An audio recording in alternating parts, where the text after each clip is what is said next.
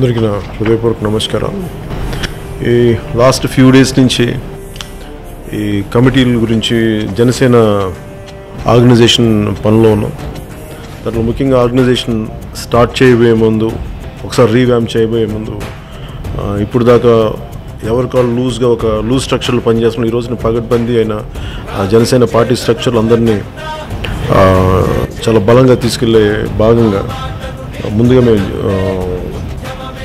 జనసేన కోసం పనిచేసిన ఆడపడుచులతోటి, మద్దతుగా ఉన్న ఆడపడుచులతోటి, అనేక పార్టీ కార్యక్రమాల్లో పాల్గొన్న ఆడపడుచులతో, వీళ్ళందరితో ముఖ్యంగా జనసేన పార్టీకి ముందు వాళ్ళతో రిలీజ్ చేస్తాం. ఎందుకంటే వాళ్ళకి జనసేన కోరుకుంది కూడా 33% మహిళా రిజర్వేషన్లు. వీటన్నిటికీ ముందు జరగాలి అంటే ప్రతి పార్టీ విభాగంలో కూడా ఆడపడుచులు, చదువుకున్న వాళ్ళు, మేధావులు, మేధో సంపత్తి ఉన్నవాళ్ళు వీళ్ళు బలంగా అన్ని విభాగాల్లో ఉండాలి.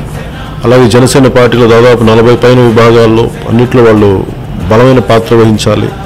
అది కూడా ఏదో నింపడం అని కాకుండా వీళ్ళందరూ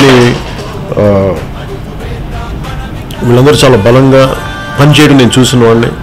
అది మిగతా చోట్ల చాలామంది దగ్గర తీసుకొని తొలి జాబితాని ఈ రోజున విడుదల చేయడం జరిగింది.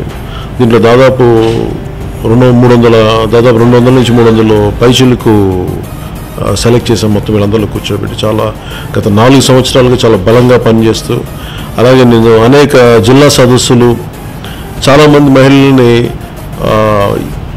ముఖ్యంగా మధ్యతరగతి మహిళల నుంచి చదువుకున్న మహిళలు, వీళ్ళందరూ పూర్వ రాజకీయ అనుభవం లేకపోయినా వాళ్ళు కూడా వాళ్ళ ప్రతిభను చూసి, వాళ్ళ సమర్థతను చూసి వాళ్ళకి చాలా బలమైన స్థానాలు ఇవ్వడం జరిగింది పార్టీలో.